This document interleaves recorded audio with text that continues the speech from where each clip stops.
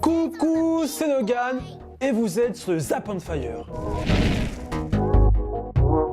Aujourd'hui, on va parler de Lonzo Ball, de la Coupe du Monde et plein d'autres choses. Restez connectés. Avant de commencer l'émission, repose en paix, Nipsey Hussle. Pour ceux qui ne le connaissent pas, c'est un rappeur de Los Angeles. Bon, malheureusement en France, il n'est pas connu, mais là-bas aux States, c'est une légende, une icône. Il a fait tellement de choses pour sa communauté. Il a développé son quartier, il a aidé les pauvres, les gens. Et il est mort devant son propre magasin à Los Angeles. Le tueur s'appelle Eric Holder. Il a été arrêté et c'est tout à NBA qui est en deuil. Il y a James Harden, Chris Paul, LeBron James, Nick Young. Il y a tout à NBA en fait qui a tweeté ou qui a rendu hommage à Nipsey Hussle. Mais moi j'ai envie de revenir sur l'hommage de Russell Westbrook face aux Lakers. Avant de rentrer sur le terrain, Russell Westbrook avait un t-shirt Crenshaw en référence à Nipsey Hussle. Et durant ce match contre les Lakers, il a fait du sale Russell Westbrook. Il a fait un triple-double, mais pas un triple-double normal. 20 points, 20 rebonds et 21 ou 21 passes décisives. C'est quand même du jamais vu. Et si on fait le calcul, 20-20-20, déjà c'est du jamais vu en 51 ans. Ça c'est un truc de malade. Mais si on fait le calcul, 20-20-20, ça fait 60. Et 60, c'est pour la référence à Nipsey Hussle pour son gang, parce qu'il venait du Rolling 60 Crips. Et oui, c'était un Crips, la Blood Crips, et c'était un Crips, Nipsey Hussle. Et en tout cas, rest in peace, et tu resteras toujours gravé dans nos cœurs. Au revoir Nipsey Hussle, t'étais une légende. Vous là, vous êtes des bâtards de ouf ce 1er avril.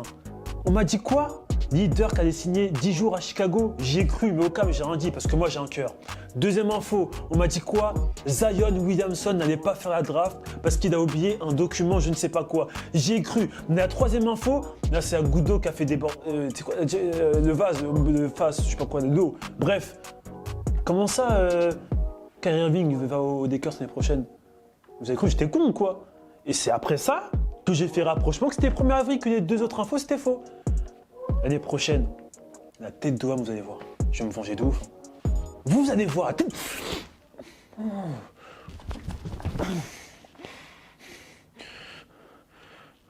passe à la suite. Allez. Lonzo Ball versus Big Baller Brand, partie 2. Ça va être très simple. Lonzo Ball a porté plainte contre le cofondateur de la marque de son père. Il lui réclame 2 millions de dollars. Parce que d'après lui, Alan Foster, qui est le cofondateur de la marque, aurait détourné 1,5 million de dollars pour son usage personnel. Répondez en commentaire pour savoir, je veux savoir votre avis sur cette histoire de merde.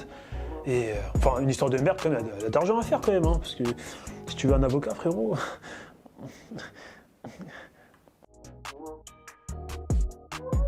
Parlons de la Coupe du Monde. LeBron James ne sera pas là, parce qu'il doit se consacrer à Space Jam 2. Mais moi, j'ai envie de parler de la France, l'équipe française. Parce qu'on est français. Et nous, il y a du monde. Evan Fournier, Nicolas Batum, Rudy Gobert, et j'en passe. Et si tu connais Evan Fournier, tu sais que c'est un mec qui aime la compétition. Et il a parlé de l'équipe des États-Unis. Je vais vous dire ce qu'il a dit et vous allez me dire en commentaire ce que vous en pensez. Gagner? Qui rêve d'être deuxième? Les États-Unis ont plus de talent, ils sont meilleurs, ok, mais sur un match, qui peut dire à 100% que c'est impossible de les battre? Evan Fournier pense, et moi aussi je pense, qu'on peut battre les États-Unis. Et on va le faire. On va gagner cette putain de Coupe du Monde. Mais attention, je vais quand même vous dire un truc. Imaginons là, nous on a gagné la Coupe du Monde de foot. Imaginez que les Français au basket gagnent la Coupe du Monde. C'est incroyable, on serait les meilleurs sportifs du monde. Moi je vous dis, meilleurs sportifs du monde, ce sera nous. Ah ouais, j'ai pas fini mon émission, je suis ouf. Allez, Et l'action du jour est signée Stephen Curry. Regardez ça. Curry's fouled again! And an opportunity for a four-point play. I told you he's going to have a great first quarter after last night. Là, je connais votre réaction. Vous êtes en train de dire, mais Logan, il fait ça tout le temps, etc. Mais moi, je vais vous dire quelques informations que vous ne savez pas. Écoutez, Stephen Curry souffrait depuis sa naissance d'un kératocone, une déformation de la cornée qui engendre des troubles de la vision. La vue devient alors souvent brouillée et se déforme. En gros, le mec, il a un stigmate, quoi. C'est un truc de ouf. Donc, le mec, c'est les meilleurs joueurs, les meilleurs shooters au monde entier de l'univers. Depuis toutes ces années, le mec voyait mal. Ça se peut qu'il voyait le panier en deux. Ça se peut qu'il... Je sais pas, mais vous vous rendez compte quand même que c'est un truc de malade. Le meilleur shooter au monde est astigmate. Toi, t'es vraiment une légende.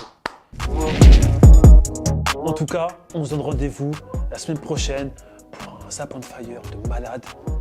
Et prenez exemple sur Stephen Curry. Si vous voulez shooter, prenez exemple sur ses trainings. Le mec dort pas, le mec shoot jour et nuit. Pendant que toi, t'es en train de frotter des meufs en soirée.